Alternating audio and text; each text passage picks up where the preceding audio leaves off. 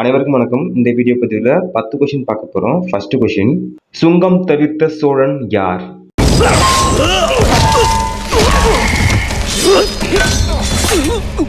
சுங்கம் தவிர்த்த சோழனின் பேரனிடம் கர்வம் தவிர்க்க சொல்.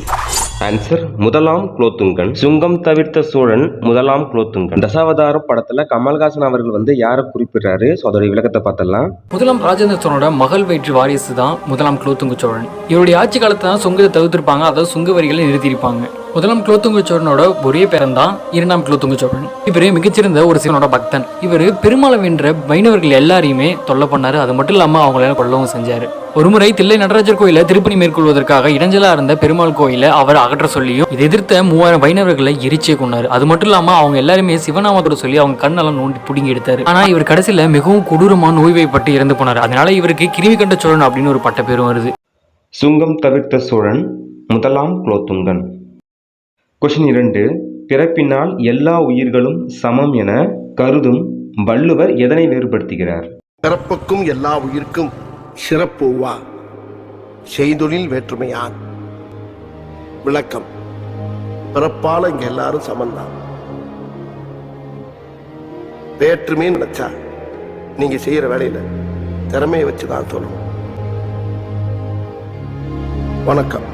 ஆன்சர், தொழில். பிறப்பினால் எல்லா உயிர்களும் சமம் என கருதும் வள்ளுவர் தொழிலை வேறுபடுத்துகிறார். கொஸ்டின் 3, அர்த்தமுள்ள இந்து மதம் நூலை எழுதியவர்? வணக்கம் சார். வணக்கம் தம்பி. சார், நீங்க தானே சார் கவிஞர் கண்ணதாசன்? ஆமா. பாப்பா, நான் உங்ககிட்ட சொன்னேன்ல, நீங்கதாப்பா கவிஞர் கண்ணதாசன். எல்லா சினிமாவிலையும் வேறுபாடுதான் வருது. வணக்கங்க, வணக்கம் சார். நீங்க எழுதின அர்த்தமுள்ள இந்து மதம் எனக்கு ரொம்ப பிடிக்கும் சார். அப்படியா? இந்த வயசுல அது பிடிச்சதுன்னா காலம் ஏதோ நல்லபடியாத்தான் மாறிட்டு இருக்குன்னு அர்த்தம். சார், உங்க பாட்டு எனக்கு ரொம்ப பிடிக்கும் சார். ஆன்சர், கண்ணதாசன். அர்த்தமுள்ள இந்து மதம் நூலை எழுதியவர் கண்ணதாசன்.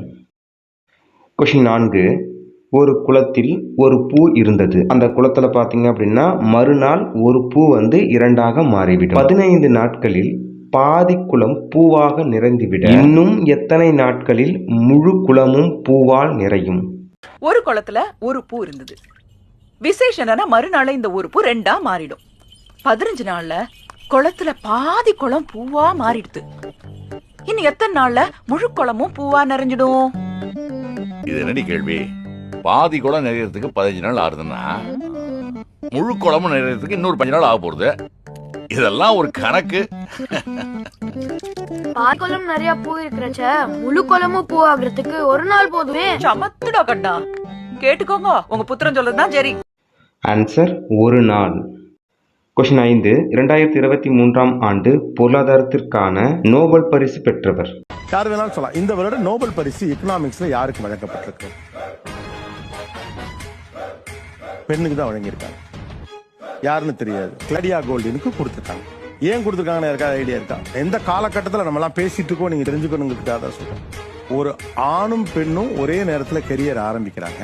ஆனா ஒரு பெண்ணினுடைய கெரியர் அவளுடைய உடல் சார்ந்த அல்லது சமூகம் சார்ந்த அல்லது குடும்பம் சார்ந்த தேவைகளுக்காக நீடுக்காக அது ஸ்லோ டவுன் ஆகுது.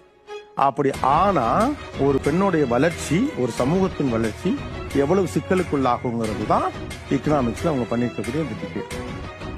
இப்ப கொடுத்திருக்காங்க, 2023 கொடுத்திருக்காங்க. Answer, Claudia கோல்டின். 2023ஆம் ஆண்டு பொருளாதாரத்திற்கான நோபல் பரிசு பெற்றவர் கிளாடியா கோல்டின்.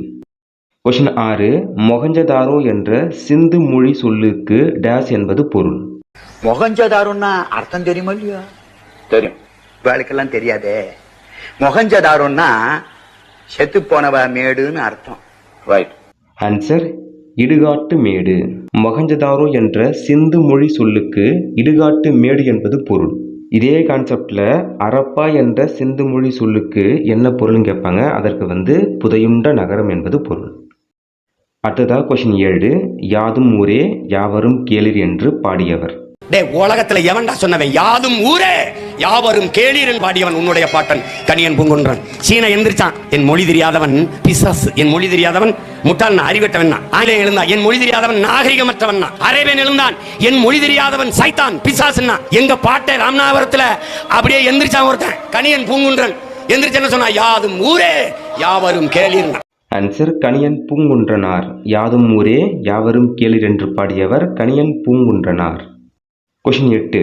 உடன் பிறந்தார் சுற்றத்தார் என்றிருக்க வேண்டா, உடன் பிறந்தே கொள்ளும் வியாதி, உடன் பிறவா மாமலையில் உள்ள மருந்தே பிணிதீர்க்கும், அம்மருந்து போல்வாரும் உண்டு. இவ்வடிகளின் ஆசிரியர் யார்?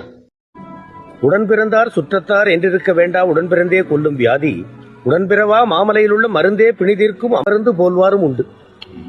அடடா, என்ன அழகா சொல்லியிருக்காங்க பாத்தீங்களா? அதாவது கூட பிறந்தாங்கிற காரணத்துக்காக அவன் உனக்கு நல்லதுதான் பண்ணுவான்னு நினைக்காத. பிறந்தே கொள்ற வியாதி எல்லாம் இருக்கு. ஆனா எங்கேயோ மலையில விளைஞ்ச மூலிகை அதுக்கு மருந்தா வரும். அந்த மாதிரி மனுஷங்களே இத சொன்னது ஔவையார். மூதுரை. சரியா சொன்னீங்க ஐயா, சொன்னா கரெக்டா இருக்கும். ஆன்சர் ஔவையார். கொஷின் 9. போற்றுவார் போற்றட்டும் என்ற பாடலை பாடியவர் யார்? கவியரசு கண்ணதாசன் சொன்னார், போற்றுவார் போற்றற்றும் புழுதிவாரை தூற்றுவார் தூற்றற்றும், ஏற்றதோர் கருத்த எனதுள்ளம் என்றால் எடுத்துரைப்பேன், எவர் வரினும் நில்லேன் அஞ்சேன். ஆன்சர் கண்ணதாசன். போற்றுவார் போற்றட்டும் என்ற பாடலை பாடியவர் கண்ணதாசன். கொஷின் 10. பகுருளி ஆற்றுடன் பன்மலை அடுக்கத்து குமரி கோடும் கொடுங்கடல் கொள்ள என கூறும் நூல். பகுருளி ஆற்றுடன் பன்மலை அடுக்கத்து குமரி கோடும் கொடுங்கடல் கொள்ள, வடதிசை கங்கையும் இமயம் கொண்டு தென் திசை ஆண்ட தன்னவன் வாழி.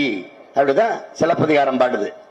ஆன்சர் சிலப்பதிகாரம். பகுருளி ஆற்றுடன் பன்மலை அடுக்கத்து குமரி கோடும் கொடுங்கடல் கொள்ள என கூறும் நூல் சிலப்பதிகாரம். இந்த வீடியோ பதிவு கண்டிப்பாக உங்களுக்கு பயனுள்ளதாக இருக்கும்னு நினைக்கிறேன். அடுத்த வீடியோ பதிவில் சந்திப்போம். நன்றி, வணக்கம்.